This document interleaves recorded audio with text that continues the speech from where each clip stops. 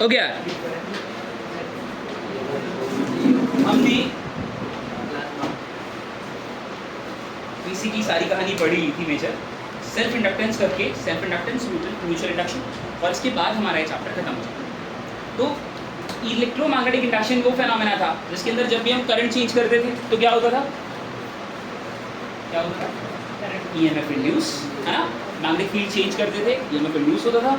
जब भी किसी कॉइल से लिंक्ड फ्लक्स चेंज होती थी, क्या चेंज होती थी, कॉइल से लिंक्ड फ्लक्स, तो हमें क्या देखने को मिलता था, है ना, इंड्यूस्ड ईएमएफ और इंड्यूस्ड करंट। यही कहानी थी।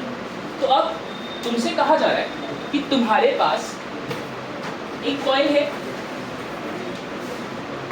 हमारे पास एक कॉइल है, और एक ही कॉइल के अंदर मैं करंट को इंक्रीज कर रहा हूँ। ध्यान से देखो यार, इधर मेरे पास एक कॉइल है इस तरह से, और इस कॉइल के अंदर मैंने करंट को इंक्रीज किया। क्या किया करंट को? अब मुझे बड़े ध्यान से बताना है। जब मैं इस कॉइल के अंदर करंट को इंक्रीज करूंगा, ठीक है, तो कॉइल के पास तो जब तुमने करंट फ्लो कराया तो उसके पास मैग्नेटिक फील्ड थी, और ये मैग्नेटिक फील्ड अगर करंट इंक्रीज हो रहा है तो ये मैग्नेटिक फील्ड क्या होगी, है ना, मैग्नेटिक फील्ड बढ़ेगी। ये वाली मैग्नेटिक फील्ड जो बनी हुई है ये क्या करेगी, इंक्रीज होगी। कोई दिक्कत नहीं है, सब एकदम बढ़िया, पक्का। अगर ये मैग्नेटिक फील्ड इंक्रीज हुई, ठीक है, यार इसको मैंने उल्टा बना दिया, ये एक्चुअली इस तरह बनेगी, ठीक है। ये मैग्नेटिक फील्ड हमारे पास इंक्रीज होगी करंट के इंक्रीज होने से, करंट के इंक्रीज होने से क्या कॉइल के अंदर बनने वाली मैग्नेटिक फील्ड बढ़ेगी, है ना, छोड़ दो इसको, ठीक है। क्या कॉइल के अंदर बनने वाली मैग्नेटिक फील्ड बढ़ेगी, और अगर मैग्नेटिक फील्ड बढ़ी तो क्या फ्लक्स भी बढ़ेगी, है ना। और जब भी फ्लक्स बढ़ती थी तो हम क्या करते थे, फ्लक्स को बढ़ने से रोकते थे। अगर मैग्नेटिक फील्ड इस तरफ बढ़ रही है तो तुम्हें इसे क्या करना है, इस तरफ बढ़ने से रोकना है, तो किस तरफ बनानी पड़ेगी मैग्नेटिक फील्ड, बहुत ही बढ़िया। इस बार एक और मैग्नेटिक फील्ड बनेगी जो कॉइल इस बढ़ते हुए करंट से फ्लक्स को बढ़ने से रोकेगी। क्या बात समझ आ गई? और जब ऐसा होगा तो इस कॉइल के अंदर में एक और करंट देखने को मिलेगा। एक करंट तो जो हम लगा रहे थे बाहर से बैटरी से आ रहा था बढ़ता हुआ करंट, और दूसरा करंट कौन सा, जो एक कॉइल जनरेट कर रही है, ठीक है, जिसे हम बुलाते हैं इंड्यूस्ड करंट। क्या बुलाते हैं? और ये इंड्यूस्ड करंट क्या करेगा, ये इंड्यूस्ड करंट इस करंट को बढ़ने से रोकेगा, है ना। इस इंड्यूस्ड करंट को बढ़ने से रोकेगा, अपोजिट डायरेक्शन में क्या बनाएगा, मैग्नेट। क्या ये बात समझ आ रही है या नहीं समझ आ रही यार? जब हम क्या कर रहे थे, अभी तक क्या कर रहे थे, हमारे पास एक कॉइल थी, उसके पास एक मैग्नेट लेकर आते थे, तो कॉइल के अंदर करंट बनता था ताकि इस मैग्नेट के मोशन को क्या करा जा सके, अपोज, रोकना इस मैग्नेट को। अगर मैग्नेट पास आएगी तो करंट बनेगा, करंट को बनने नहीं देना, तभी तो कंजर्वेशन ऑफ एनर्जी रहेगा। तो यहाँ पर भी सेम बात है। अब तुम अभी किसी मैग्नेट को पास या दूर में लेके आए, तुम्हारे पास एक सिंपल सी कॉइल, ठीक है, उसी के अंदर तुम करंट बढ़ा रहे हो, तो जब उसी के अंदर करंट बढ़ाओगे तो उसी की मैग्नेटिक फील्ड क्या करेगी, इंक्रीज। अगर उसकी खुद की मैग्नेटिक फील्ड बढ़ी तो उसका फ्लक्स भी बढ़ेगा, और अगर फ्लक्स बढ़ेगा तो ऑब्वियस ही बात है, ये कॉइल के खुद के अंदर पहले से तो करंट था ही, एक और करंट बन जाएगा, जिसको हम क्या बुलाते हैं, इंड्यूस करंट। आगे बात समझ, जिसे हम क्या बुलाते हैं, इंड्यूस करंट। और ये जो इंड्यूस करंट बना, ये इंड्यूस करंट क्या कोशिश करेगा, है ना, जो चेंज हो रहा है उसको अपोज करना है। चेंज क्या हो रहा है, मैग्नेटिक फील्ड बढ़ रही है, करंट बढ़ने की वजह से मैग्नेटिक फील्ड, तो मैग्नेटिक फील्ड को क्या करो, हटाओ। हटाने के लिए अगर मैग्नेटिक फील्ड इस तरफ है तो करंट जो इंड्यूस हो रहा है वो किस तरफ मैग्नेटिक फील्ड बनाएगा, अपोजिट डायरेक्शन में। तो अपोजिट डायरेक्शन में मैग्नेटिक फील्ड बनाने के लिए क्या इस करंट को इस करंट से उल्टा घूमना पड़ेगा, तभी तो बनेगा। इसी फेनोमेना को हम क्या बुलाते हैं, सेल्फ इंडक्टेंस। एक कॉइल ने अपने ही अंदर करंट को इंड्यूस कर दिया पहले से ही करंट होते हुए। आगे बात समझ? अभी तक हम जितनी भी कॉइल्स देख रहे थे उसके अंदर कोई करंट नहीं था, है ना। हम एक मैग्नेट को पास लाते थे, दूसरी कॉइल को पास लाते थे, जो भी हम कर रहे थे किसी दूसरे ऑब्जेक्ट से कर रहे थे। कोई दूसरा ऑब्जेक्ट किसी दूसरी इस वाली कॉइल के अंदर करंट को इंड्यूस कर रहा है। अभी क्या हो रहा है, ये कॉइल खुद के अंदर ही करंट को इंड्यूस कर रही है। इस फिनोमेना को हम क्या बुलाते हैं, सब बढ़िया, कोई डाउट? अब इसी फिनोमेना को दोबारा से देखते हैं। अगर ये कॉइल के अंदर ये जो करंट है ये इंक्रीज होने की जगह क्या हो जाए, डिक्रीज। करंट की डायरेक्शन में चेंज नहीं करना, ध्यान से देखना। करंट क्या कर रहा है,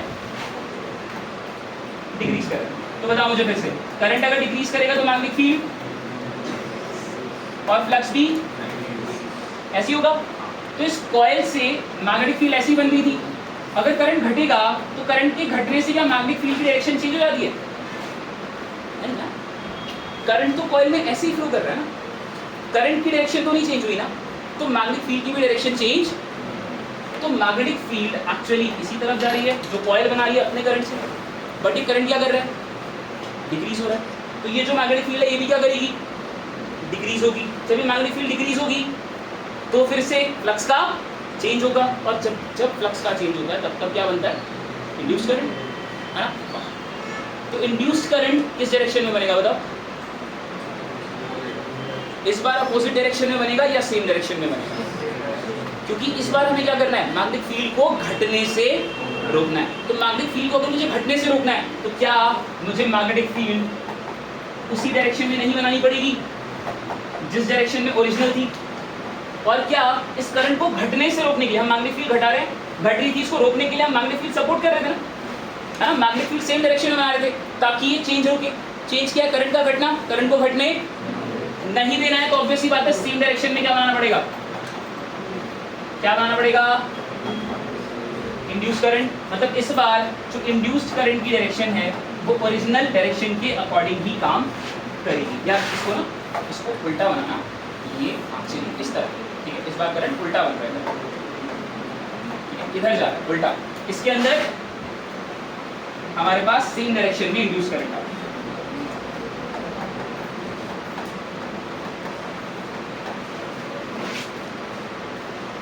दोबारा समझाओ, बेसिक सी कहानी है, ठीक है? हमेशा ध्यान रखना, लेंज लॉ ना एक प्यारी सी बात बोलता है क्या, कि जो भी कॉज ईएमएफ जनरेट करा रहा है, ईएमएफ का चेंज करा रहा है, उसे अपोज करो, है ना? इसे कैसे ध्यान रखना है?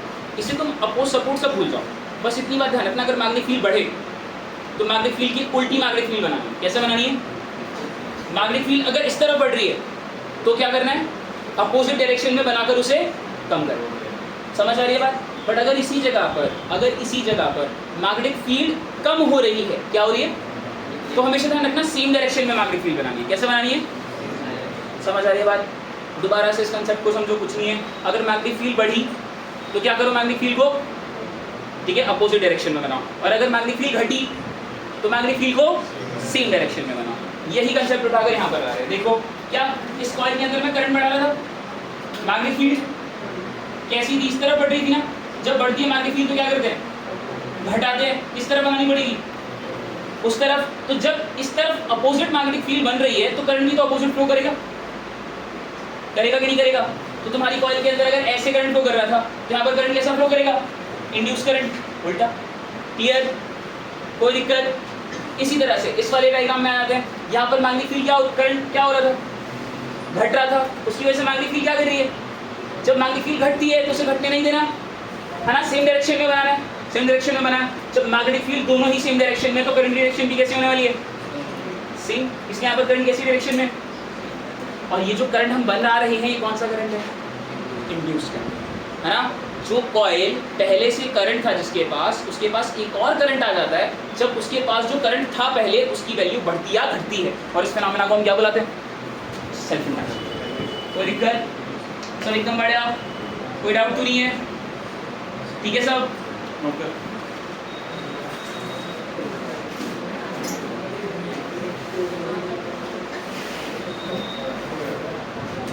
क्या वो भाई राइट हैंड हम रूट से निकालेगा, ये नहीं, यहाँ से तो फोर्स आती है, ये करंट आता है, करंट नहीं निकाल रहे, क्या निकाल रहे हैं? मैग्नेटिक फील्ड, ठीक है? इससे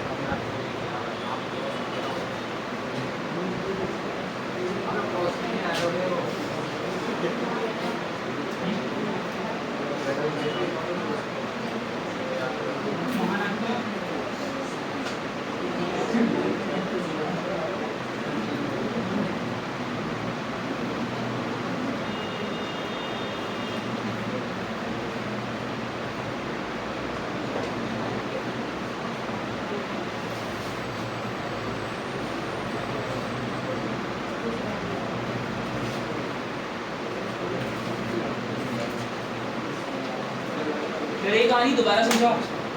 सेल्फ इंडक्शन में कोई डाउट? कैसे हो रहा है? डर?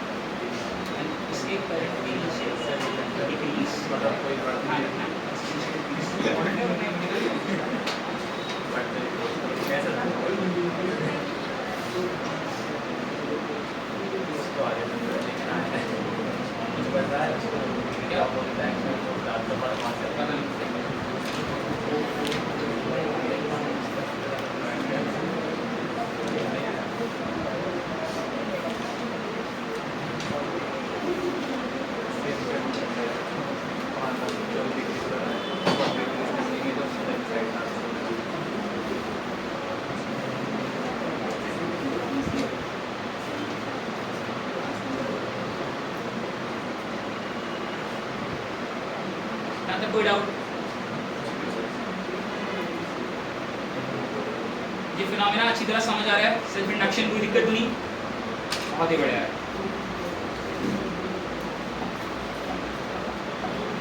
अब देखो यार, अभी तक ना जब भी हम चीज़ें पढ़ते थे तो उसके साथ हम उसका कन्वर्जन सीखते थे। जैसे अपनी ज़िंदगी में तुमने जितने भी डिवाइसेस देखे उन सारे डिवाइसेस में एक चीज़ सबसे ज़्यादा कॉमन है, क्या? सबके सब रजिस्टर्स होते हैं। क्या होते हैं? सारे डिवाइसेस रजिस्टर्स होते हैं, इलेक्ट्रिकल एनर्जी को कंज्यूम करते हैं। जो भी चीज़ें इलेक्ट्रिकल एनर्जी को कंज्यूम करती हैं उन्हें क्या बुलाते हैं, है ना?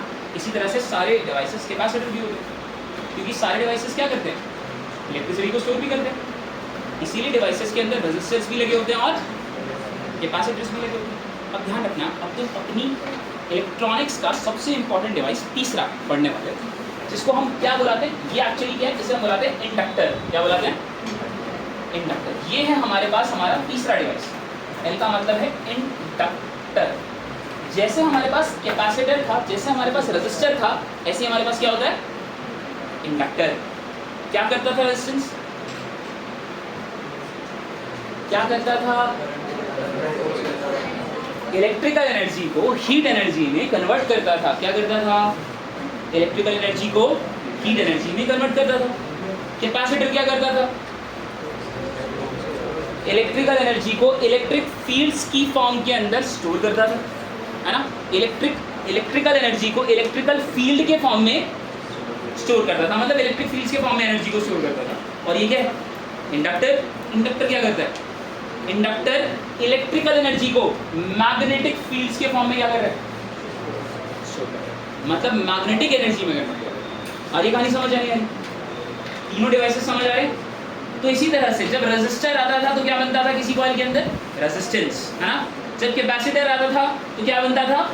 कैपेसिटेंस। और इसी तरह से जब तुम कहीं पर ये कॉइल लगा दोगे, सोलेनॉइड लगा दोगे, तो ये क्या काम करेगा? इंडक्टर का। और इंडक्टर से क्या आएगा किसी पर्टिकुलर सर्किट के अंदर? इंडक्टेंस। आ रही बात समझ? तो ये जो एल है ना, एक्चुअली यही होता है इंडक्टेंस। क्या होता है? इंडक्टेंस। क्या है ये बात? बढ़िया सब, कोई डाउट तो नहीं? तो ये वो डिवाइस है जिसका काम है इलेक्ट्रिकल एनर्जीज को मैग्नेटिक फोर्स के फॉर्म में, मैग्नेटिक फील्ड्स के फॉर्म में स्टोर करना। आ रही बात समझ? कुछ ऊपर से तो नहीं जा रहा? सब एकदम बढ़िया? तो बच्चा कंफ्यूज तो नहीं हो रहा? क्या कर रहे हैं ये डिवाइसेस? तो तुम्हारे पास जो डिवाइस आया है वो अब तुम्हें एक सर्किट के अंदर नया कंपोनेंट जोड़ के देगा, जिसका नाम क्या है? इंडक्टर। ठीक है? रेजिस्टेंस का काम क्या था? करंट की स्पीड को या करंट को कम करना, है ना? जितना ज़्यादा रेजिस्टेंस उतना कम करंट। ठीक है? करंट मतलब इलेक्ट्रिसिटी, इलेक्ट्रिकल एनर्जी को हीट के अंदर कन्वर्ट करना, यही काम था। कैपेसिटर का काम क्या था? उसी इलेक्ट्रिकल एनर्जी को स्टोर करना। और इसी तरह से इंडक्टर का काम क्या है? ये भी एनर्जी को क्या करता है, बट डिफरेंट तरीके से स्टोर करता है। वो इलेक्ट्रिक फील्ड्स के फॉर्म में स्टोर कर रहा था, ये आगे बात समझ?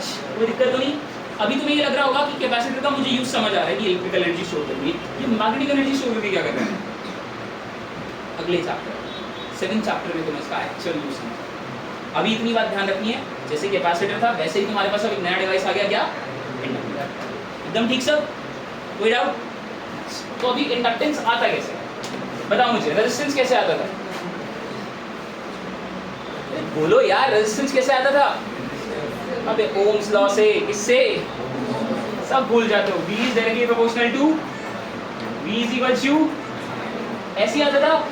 कैपेसिटेंस बताओ कैसे आता था, है ना? Q is directly proportional to, है ना? चार्ज और वोल्टेज का रिलेशन। यहां से हमारे पास क्या आता था? सब बढ़िया। इंडक्टेंस कैसे आएगा? इंडक्टेंस में किसकी रिलेशन की बात? फ्लक्स करंट की डायरेक्टली ऐसी है ना? जितना ज्यादा किसी कॉइल के अंदर करंट फ्लो करूंगा उसके अंदर फ्लक्स उतना ज्यादा बढ़ता चला जाएगा। तो क्या फ्लक्स डायरेक्टली प्रोपोर्शनल है करंट की? और जैसे ही डायरेक्टली प्रोपोर्शनल का साइन मैं हटा दूंगा तो मेरे पास क्या रहेगा? देखो सारे फॉर्मूला सेम ही नहीं, सेम तरह से काम हो रहा है, कुछ अलग हो रहा है। क्लियर? तो इसे हम L को हम बुलाते हैं, यही है coefficient of inductance, self inductance.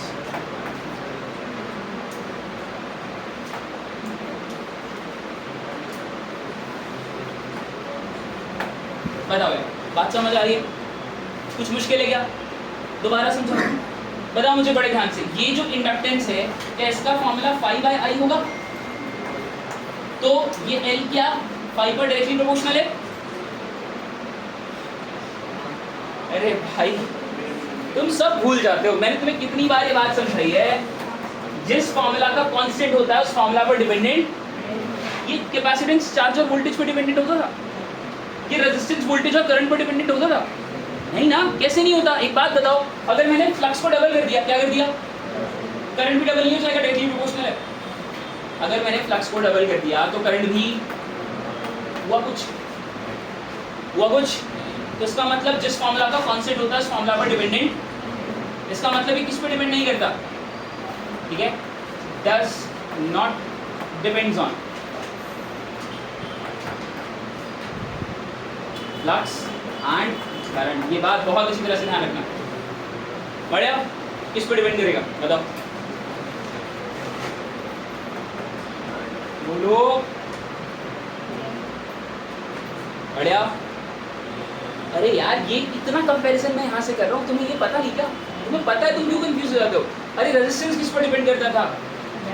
Length पर, एरिया पर, टेम्परेचर पर, नेचर ऑफ मटेरियल, रेजिस्टिविटी पर। कैपेसिटेंस किस पर डिपेंड करता था?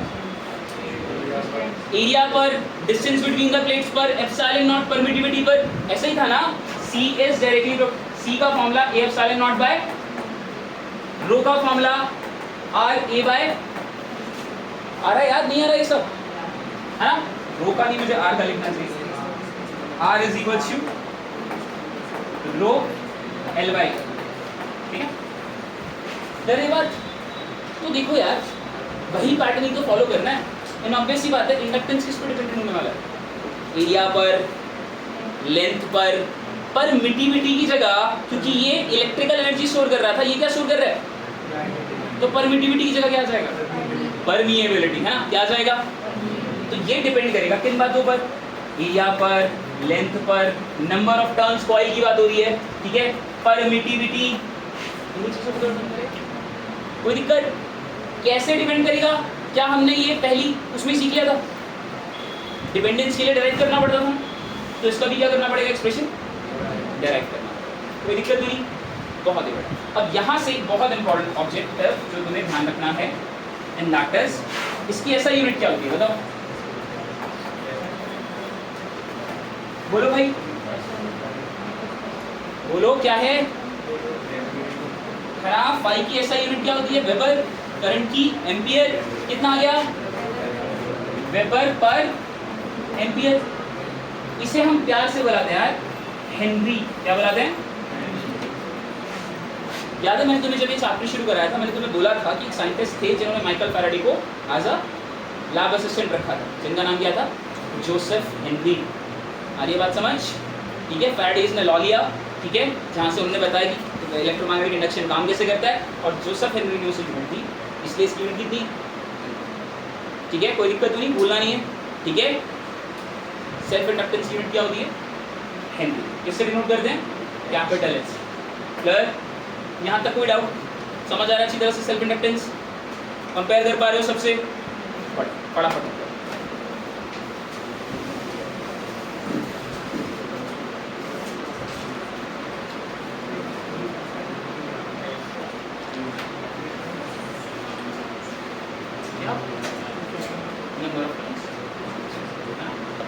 क्या हमने सॉल्वर नहीं बनाया वीडियो से?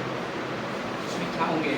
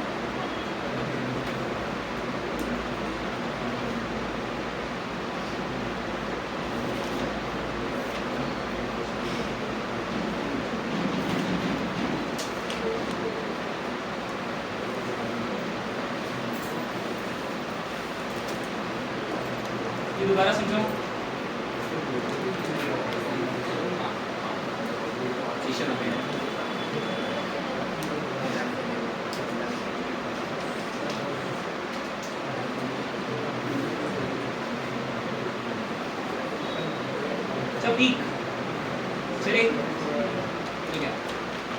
सो ये हमने जो निकाला ये सेल्फ इंडक्टेंस का बेसिक फॉर्मूला। जैसे रेजिस्टेंस का बेसिक फॉर्मूला V बाय है, कैपेसिटेंस का Q बाय V, इस तरह से इंडक्टेंस का फाई बाय। क्लियर है बात, कोई दिक्कत तो नहीं। इसी तरह से मेजर काम था इस इंडक्टेंस का ईएमएफ जनरेट करना। क्या करना? तो यहाँ से मुझे ईएमएफ जनरेट कराना है ना। नोट कर लिया सभी? ईएमएफ का फॉर्मूला क्या होता है हमारे पास? d फाई बाय, और हमारे पास फाई की वैल्यू कितनी थी? तो E कितना हो जाएगा? Minus D by D T of L. L क्या है? भार। क्या रिजल्ट आया? EMF due to self inductance कितना आता है? Minus L D R bye.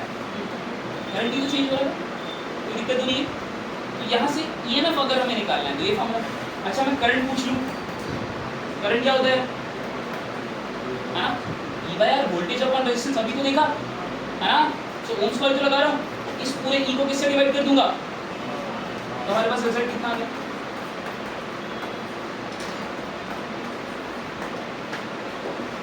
एकदम क्लियर?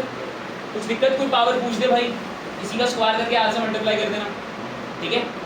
बढ़िया ना, बहुत ही इंपॉर्टेंट। अब मुझे पता कैसे चले किसी पर्टिकुलर कॉइल की सेल्फ इंडक्टेंस कितनी है ना। जैसे मुझे बताओ किसी कॉइल का रेजिस्टेंस या रेजिस्टिविटी कैसे निकाली जाती है? बताओ रेजिस्टिविटी कैसे निकाली जाती है? रेजिस्टिव का फॉर्मूला था ना, रेजिस्टिविटी का R A by L, R A by, यही फॉर्मूला था।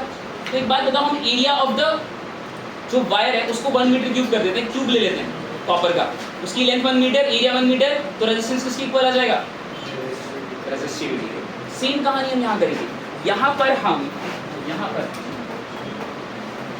करंट पर यूनिट टाइम जो सप्लाई कर रहे हैं उसे हम 1 एम्पियर पर सेकंड कर देंगे। ये जो करंट हम सप्लाई कर रहे थे है ना, इसका चेंज कितना कर दिया हमने?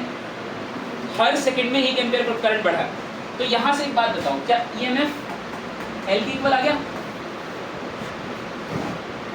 जिसका मतलब क्या है कि जब किसी वायर के अंदर करंट 1 एम्पियर पर सेकंड बढ़ रहा होगा या घट रहा होगा तो उसका जो EMF आएगा वही क्या होगी? Self inductance. वही क्या होगा? मुश्किल है क्या? बहुत ही आसान तरीका। एक वायर लो, उसके एक कॉइल लो, उसके अंदर 1 एम्पियर पर सेकंड करंट बढ़ाते चले जाओ और उससे वोल्ट मीटर कनेक्ट कर दो, ठीक है? जितनी वोल्टेज आएगी वही क्या होगा? Self inductance. आगे बात समझ? सिंपल तरीका है सेल्फ इंडक्टेंस को निकालने का, बहुत ही आसान। ये बात हमेशा अच्छी तरह से ध्यान रखना कि अगर तुम्हें सेल्फ इंडक्टेंस निकालनी होती है तो किसी वायर के अंदर हम कितना करंट फ्लो कराते हैं? 1 एम्पियर पर सेकंड, ठीक है? फिर बड़ा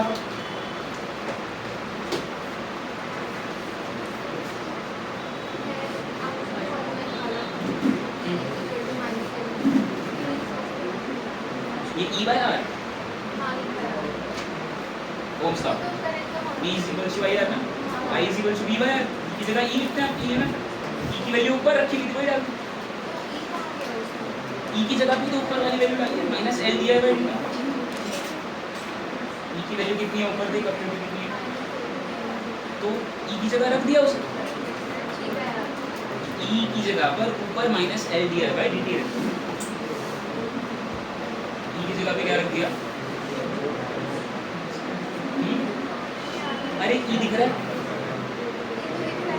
बस वो E उठा के वहां पर जो E लिखा है ना E बाय आर में, वहां E रख दो। अच्छा पक्का?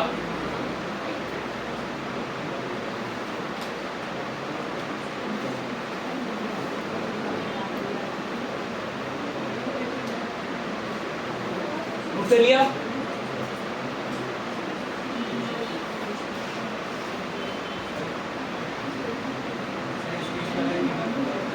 जोर से बोल, क्या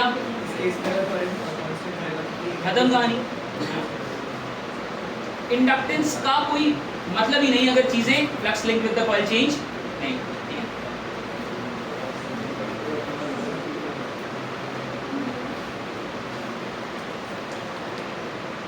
बढ़िया, सब चले? नोट कर लिया सभी ने? मैं ये बनाता हूँ क्योंकि मुझे पता है इसमें मैंने हमेशा इलेक्ट्रिक फील्ड मेरी हैबिट्स है, मैं सिंबल्स को डिफरेंशिएट करूँ। ऐसे लिखा तो इलेक्ट्रिक फील्ड, ऐसे लिखा तो ईएमएफ। अगर यही ई थोड़ा सा छोटा हो गया तो एप्सिलॉन नॉट, ठीक है ना। हाँ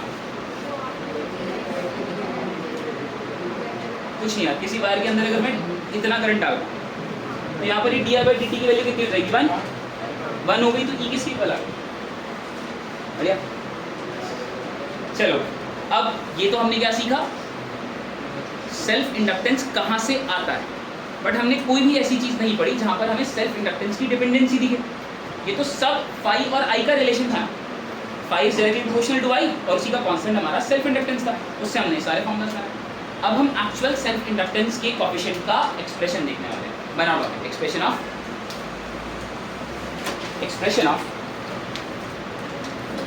कोएफिशिएंट ऑफ सेल्फ इंडक्टेंस।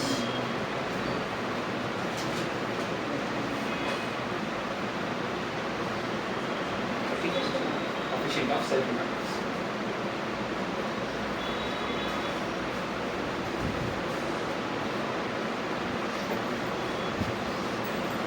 देखो हमारे पास फिर से एक कॉइल है, इस कॉइल की लेंथ L, इस कॉइल के अंदर नंबर ऑफ टर्न्स N। तो यहाँ पर number of turns per unit length, turn density ये है जी। कोई दिक्कत? सबको टर्न डेंसिटी बताना, भूल तो नहीं गए हो? कहाँ लगती थी ये? सोलिनॉइड है ना, कहाँ लगती थी? सॉलिड, नॉट एन आई, यहाँ पर स्मॉल ना। कोई दिक्कत तो नहीं है? इसके अंदर से हम आई करंट फ्लो करा, कितना करंट फ्लो करा रहे, ठीक है। और इसकी वजह से जब यहाँ पर करंट इंक्रीज हो रहा है, यहाँ पर सेल्फ इंडक्टेंस आ रहा है, ठीक है। ये हमारा कोएफिशिएंट ऑफ सेल्फ इंडक्टेंस। इस कॉइल का एरिया ए अब तुमसे बोलता है बताओ कि सेल्फ इंडक्टेंस का जो कोएफिशिएंट है उसकी डिपेंडेंसी का।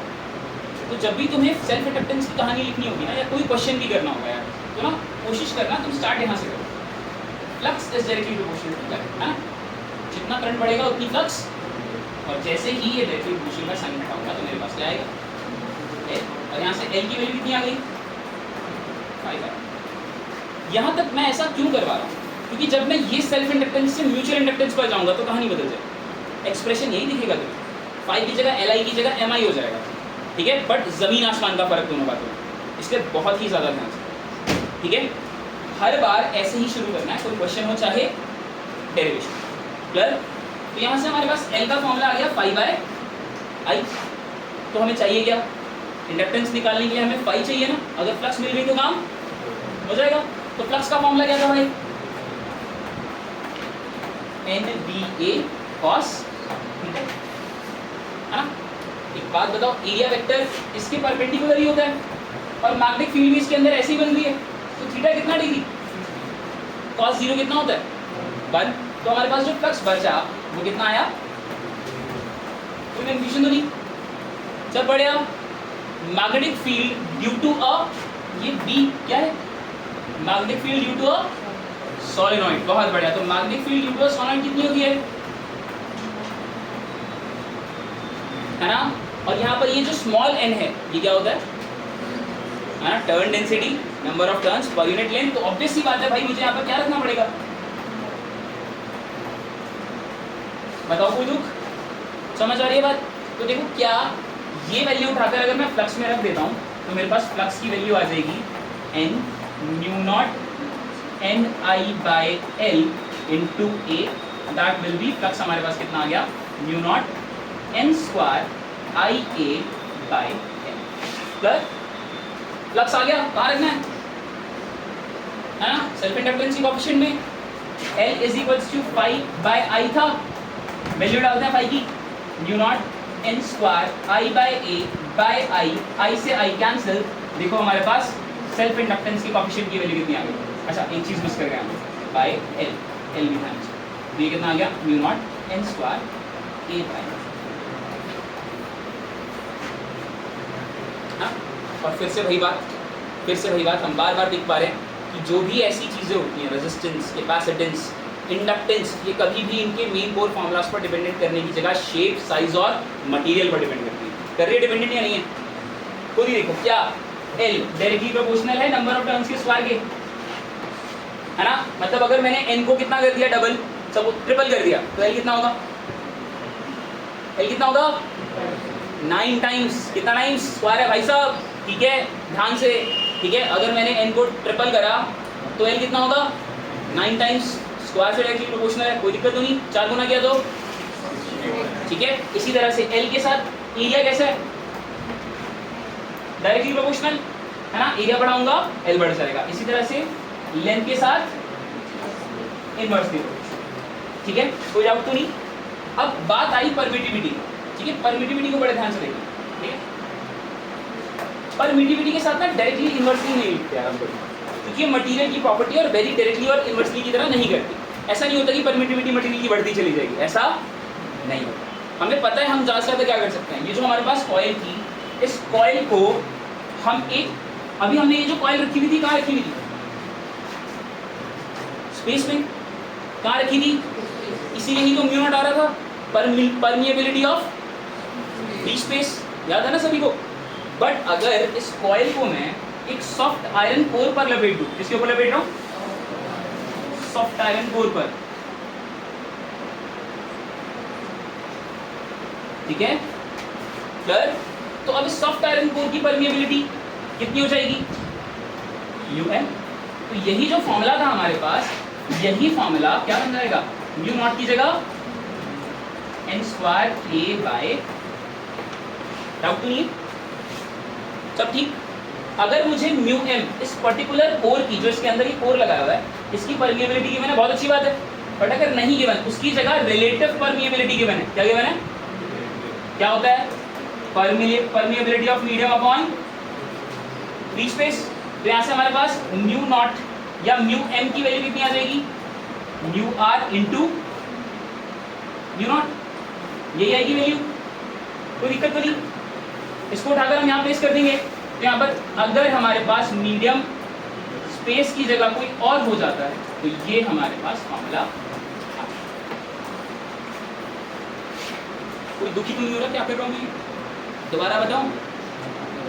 हाँ, दोबारा क्लियर?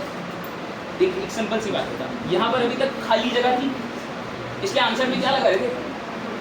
फिर मैंने क्या किया? ठीक है, एक सॉफ्ट आयरन कोर डाल दिया, कॉपर की रॉड डाल दी, कुछ भी डाल दिया, तो परमिएबिलिटी ये वाली म्यू नॉट वाली चीज हो जाएगी। कितनी हो जाएगी? Mu M. तो म्यू नॉट की जगह क्या लिखूंगा? और म्यू एम का फॉर्मूला कितना होता है?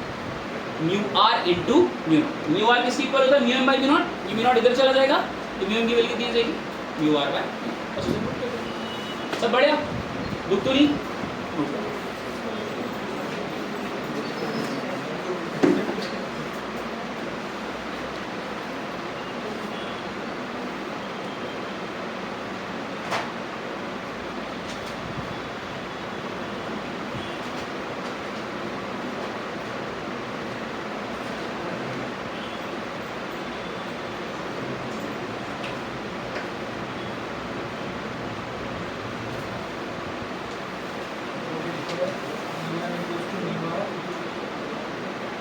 इंटू म्यू नॉट, ये ऊपर वाले एक्सप्रेशन से म्यू एम की वैल्यू निकाल दिया बस।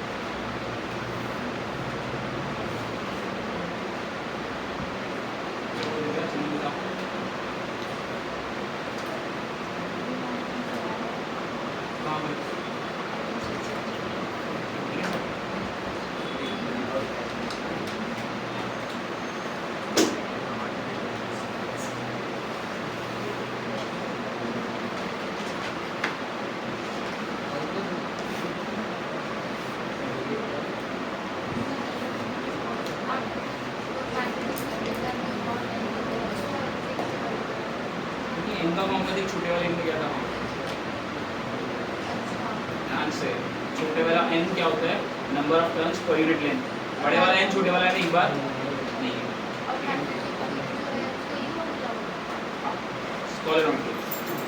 सॉलिड क्या क्या ऊपर था ना एन बी पॉजिटिव बढ़ गया एन बी बचा।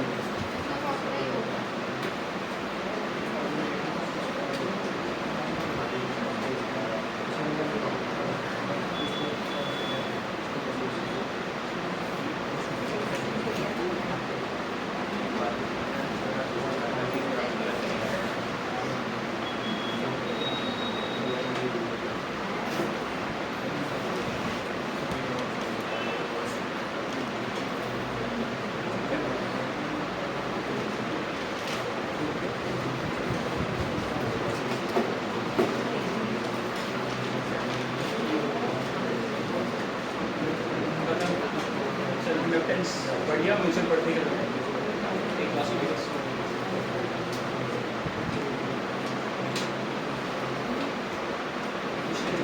बहुत प्यारा चैप्टर है बट लॉजिकली बहुत साउंड चैप्टर।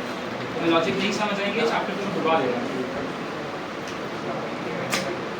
लॉजिक्स बार बार बोल रहा हूँ भाई, किसी को रिवीजन चाहिए इस चैप्टर की मंडे ट्यूसडे वेडनेसडे थर्सडे, ठीक है 4 दिन है तुम्हारे पास। मेरे घर पर क्लास हो रही है 2 से 3, आके ले सकते हो, ठीक है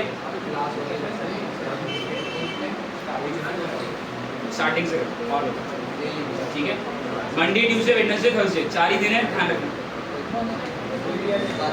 2 से 3 नहीं। मंडे को स्टार्टिंग क्लास होगी और थर्सडे को लास्ट क्लास होगी। तो भाई आना हो तो मंडे से ही रेगुलर आना, वरना रहना।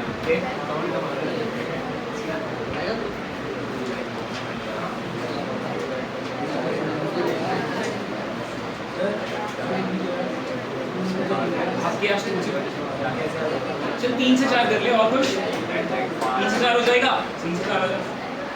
इससे ज्यादा क्या करूँ बता? नहीं 4 दिन कम से कम लगेंगे यार इसको क्या करना है। ओके तो भी वैसे तुम्हें क्या जरूरत एक ही क्लास में सीखना उन बच्चों के लिए जिन्हें दो है क्लासेस आ जाओगे कोई मना नहीं।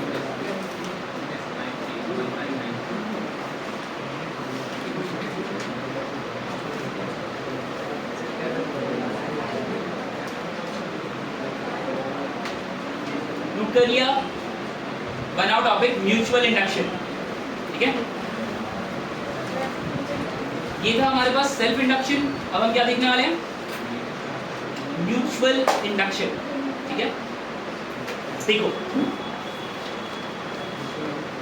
जल्दी कहाँ ये L/I 5/I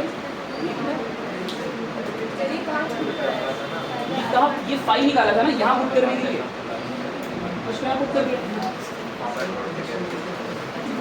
यही तो फॉर्मूला था जिसमें हमें L देना था, 5 निकाला था इसी के लिए, इसमें डाल दिया 5 निकाल कर। हाँ जल्दी जल्दी लिखना है, काम खत्म हो जाएगा वरना सारा का सारा टाइम खत्म हो जाएगा। जल्दी घर पे जाके आराम से लिखना, ठीक है। QR भेज दूंगा, वीडियो बनेगी, ठीक है। आ जाओ वापस वापस वापस म्यूचुअल इंडक्शन। देखो अभी तक हमारे साथ क्या सिचुएशन थी, एक ही कॉइल थी। कितनी कॉइल थी? अब हमारे पास कितनी कॉइल है? एक, और इसी के साथ दूसरी कॉइल 2। ध्यान से देखो, इस कॉइल के अंदर मैं करंट को इंक्रीज कर रहा हूँ। क्या कर रहा हूँ करंट को? अगर इस कॉइल के अंदर करंट ऐसे फ्लो कर रहा है तो मैं अच्छी तरह से पता है कि मान लीजिए किस तरफ बनेगी, किस तरफ बनेगी। लास्ट वाला एग्जांपल है, कोई दिक्कत नहीं। बताओ मुझे, करंट इंक्रीज हुआ तो मैग्नेटिक फील्ड, अगर मैग्नेटिक फील्ड इंक्रीज हुई तो फ्लक्स बढ़ रही है, मैग्नेटिक फील्ड बढ़ रही है। तो जब ये वाली कॉइल की मैग्नेटिक फील्ड इस वाली कॉइल से भी तो पास करेगी, है ना।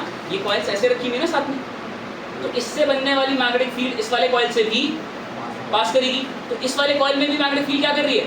बढ़ रही है। इस वाले कॉइल में भी मैग्नेटिक फील्ड क्या कर रही है? और जब मैग्नेटिक फील्ड बढ़ेगी इस वाली कॉइल के अंदर तो इसके अंदर भी क्या जनरेट होगा? Induce current. अब इंड्यूस करंट कैसे बनेगा, यही तो हमारा गेम है। एक बात बताओ, ये क्या मैग्नेटिक फील्ड बढ़ रही है ना? ये मैग्नेटिक फील्ड क्या कर रही है? बढ़ रही है। तो जब भी बढ़ती थी मैग्नेटिक फील्ड, तो जो इंड्यूस मैग्नेटिक फील्ड होती थी उससे कैसे बनती थी? अपोजिट डायरेक्शन, है ना? तो ये वाली मैग्नेटिक फील्ड अगर इस तरफ है तो इस कॉइल के अंदर मैग्नेटिक फील्ड किस तरफ बनेगी? इससे अपोजिट डायरेक्शन में। ये इंड्यूस्ड मैग्नेटिक फील्ड इस चेंज को रोके, है ना? सब बढ़िया, कोई दिक्कत? तो क्या मैग्नेटिक फील्ड की डायरेक्शन अपोजिट है? तो करंट डायरेक्शन भी, है ना? अगर इसमें करंट ऐसे फ्लो कर रहा है तो इसमें कैसे फ्लो करेगा? इससे जस्ट अपोजिट डायरेक्शन के अंदर। कोई दिक्कत? इसमें करंट ऐसे जा रहा था, इधर करंट कैसे जाएगा? इस डायरेक्शन में। ईएमएफ भी किस तरफ बनेगा? कोई कंफ्यूजन तो नहीं है? तो यहाँ पर एक कॉइल दूसरे कॉइल के अंदर करंट को जनरेट कर रही है। सेल्फ में क्या हो रहा था? एक कॉइल खुद में ही करंट को जनरेट कर रही है। कोई डाउट तो नहीं? अब यही कहानी में अगर मैंने ये जो हमारे पास कॉइल है इसमें करंट को डिक्रीज कर दिया, क्या कर दिया करंट को? तो करंट को डिक्रीज करने से क्या मैग्नेटिक फील्ड की डायरेक्शन चेंज हो जाती है? नहीं, मैग्नेटिक फील्ड तो ऐसे ही बनेगी, बट क्योंकि मैंने करंट डिक्रीज किया, तो मैग्नेटिक फील्ड भी, फ्लक्स भी। कोई डाउट? समझ आई बात? तो अब जब यहाँ पर फिर से मैग्नेटिक फील्ड डिक्रीज हो रही है तो इसके बगल में एक और कॉइल रखी है। इस कॉइल में क्या होगा? इस बार इस कॉइल से जो मैग्नेटिक फील्ड है, ये दो कॉइल्स थी ना, इस कॉइल से जो मैग्नेटिक फील्ड है बाहर आ रही है, कम होती जा रही है। तो कम होती हुई मैग्नेटिक फील्ड के साथ क्या किया जाता है? उसकी तरफ ही बनाई जाती है मैग्नेटिक फील्ड, ताकि कम होने से रोका जा सके। तो इधर मैग्नेटिक फील्ड जो बनेगी वो कैसे बनेगी? सेम डायरेक्शन, है ना? तो यहाँ पर magnetic field induced same direction के अंदर बन रही है। और अगर मैग्नेटिक फील्ड की डायरेक्शन सेम है तो करंट की डायरेक्शन भी, तो यहाँ पर भी करंट इसी डायरेक्शन में फ्लो करेगा।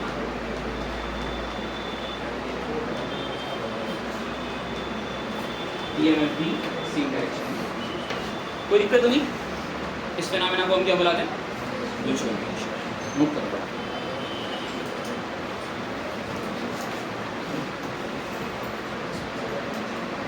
क्या हम सेल्फ इंडक्शन की बात ही नहीं कर रहे हैं, हाँ, बट हम उसकी बात, हम सिर्फ ये देख रहे हैं कि बगल वाली कॉइल में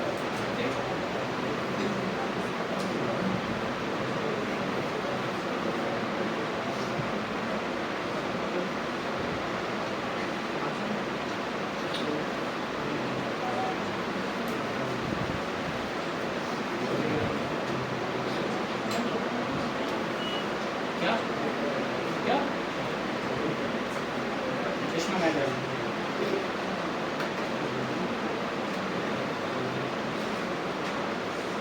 हाँ, तो मुझे लगा वो चश्मा।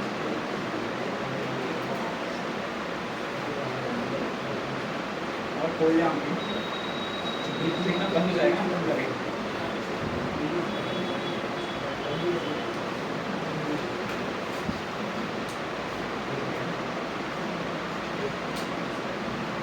कोई अभी तो परेशान नहीं हो रहा नहीं? करंट की डायरेक्शन सर कैसे बना रहे हो, मैग्नेटिक फील्ड डायरेक्शन कैसे बना रहे हो? कंफ्यूजन तो नहीं है ना इस बात के अंदर? बता यार, बता, तू बता। करंट बढ़ा दो, करंट बढ़ा दो, तो जब बढ़ती है तो क्या करते हैं? अपोजिट बना, है ना? तो वहाँ अपोजिट बनी है, और जब बढ़ती है तो सेम डायरेक्शन में बना। अब तुझे कौन सी वाली मैग्नेटिक फील्ड में दिक्कत है कि उधर कैसे बना दी? उधर वाले में राइट हैंड में करंट कैसे फ्लो कर रहे हो? उधर ऐसे ऊपर से अंदर जा रहे हैं ना, इस तरफ बनी वाइट वाली मैग्नेटिक फील्ड की बात हो रही है, ऊपर से अंदर। नहीं अभी हाँ, दोनों जगह यार इसलिए करते हैं मैग्नेटिक फील्ड कैसे बनती है? बट एक ही बढ़ती हुई मैग्नेटिक फील्ड डायरेक्शन से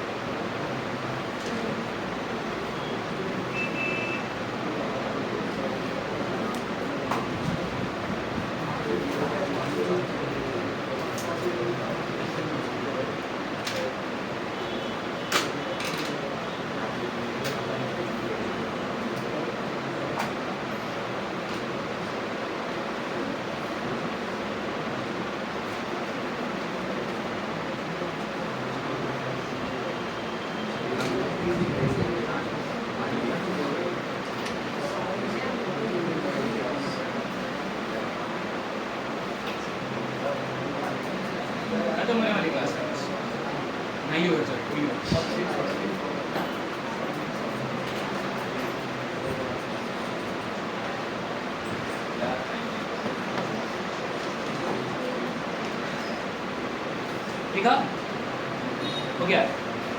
तो जैसे हमने सेल्फ इंडक्टेंस के कोएफिशिएंट को देखा था, ऐसे हम म्यूचुअल इंडक्शन के कोएफिशिएंट को देखेंगे। अब एक बात हमेशा ध्यान रखना है, यहाँ पर हम दूसरी वाली कॉइल की बात कर रहे हैं, पहली वाली कॉइल की बात, पहली वाली कॉइल के करंट की वजह से दूसरी वाली कॉइल के अंदर इंड्यूस करंट बन रहा है ना। तो बात किसकी होगी? दूसरी वाली, है ना। ध्यान से देखो,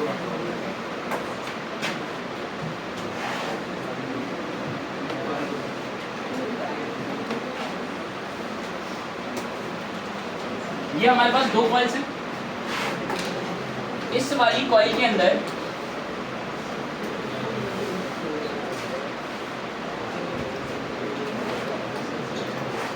करंट I1 और इस वाली कॉइल के अंदर इंड्यूस्ड करंट I2।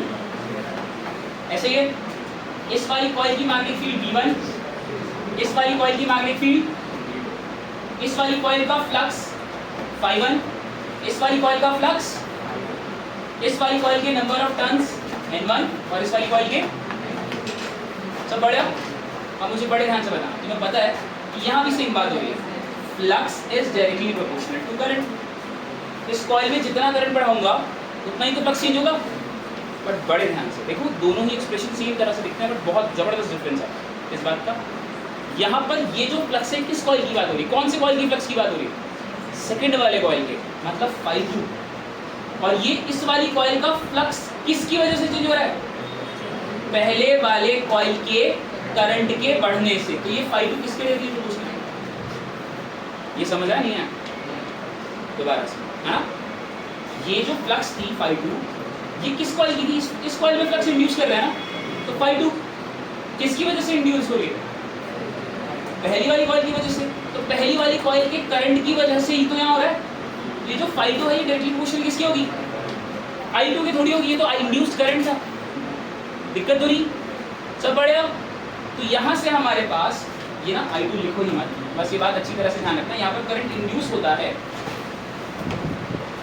जब फ्लक्स का चेंज आता है, जब हमारे पास फ्लक्स का लड़े बात।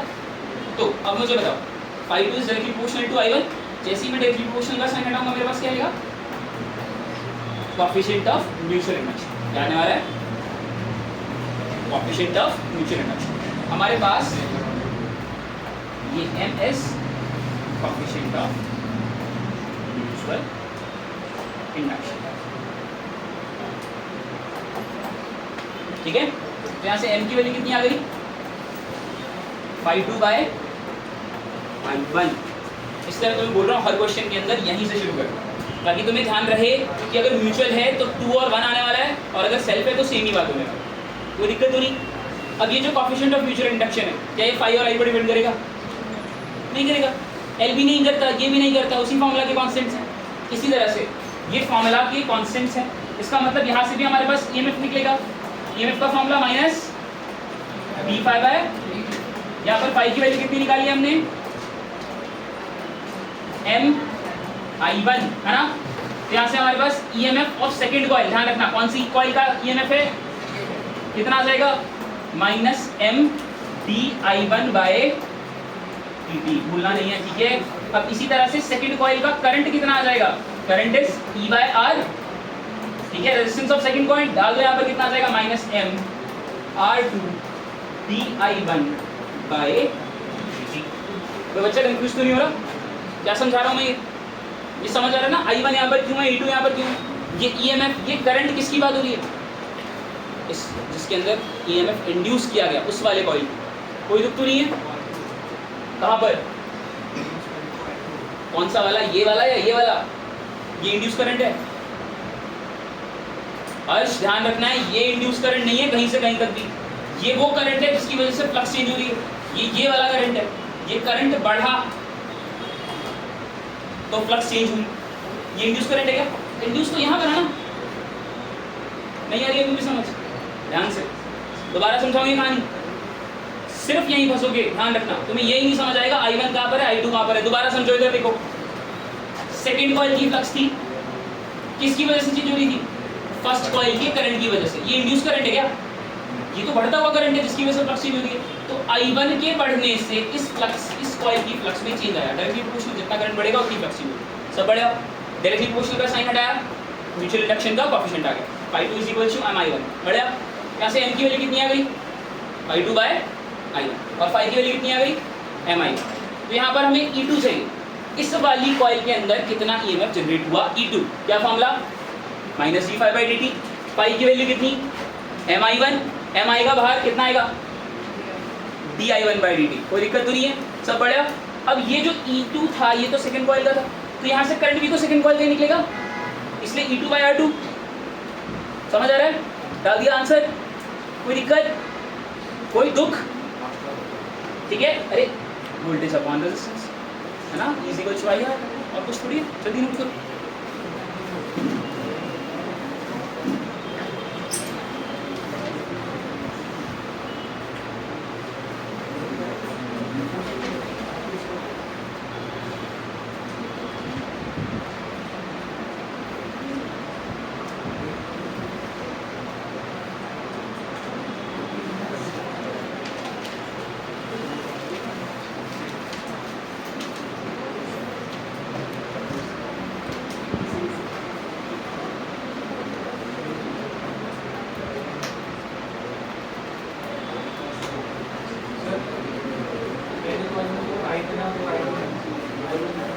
क्या I2 नहीं हो, I1 ही, ठीक है, I1 I2 बटन कहाँ से आ गया?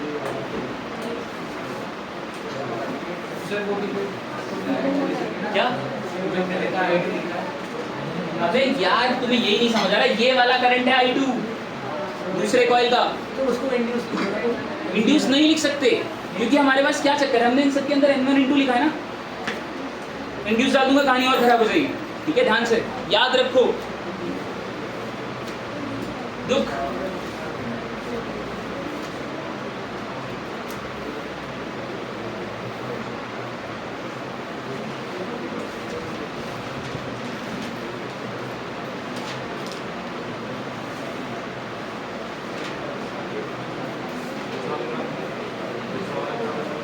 क्या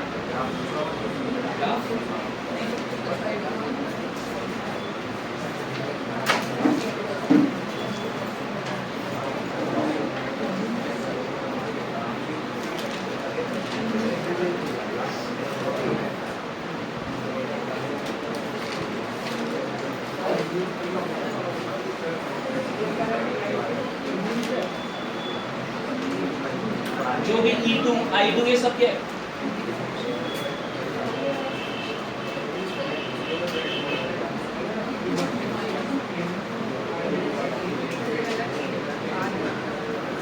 यहाँ पर हमने म्यूचुअल इंडक्शन के जो फॉर्मूलाज देखे हैं, क्या ये म्यूचुअल इंडक्टेंस के फॉर्मूला हैं? नहीं।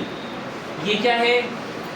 ये फ्लक्स के, EMF के, करंट के फॉर्मूलाज है। म्यूचुअल इंडक्शन का फॉर्मूला फिर से मटेरियल बेस आएगा, area, length, number of turns के बेस पर। ठीक है, उसे फिर से निकालना है। ठीक है, उसे हम नेक्स्ट क्लास में सीखेंगे। आज के लिए इतना ही, नेक्स्ट क्लास।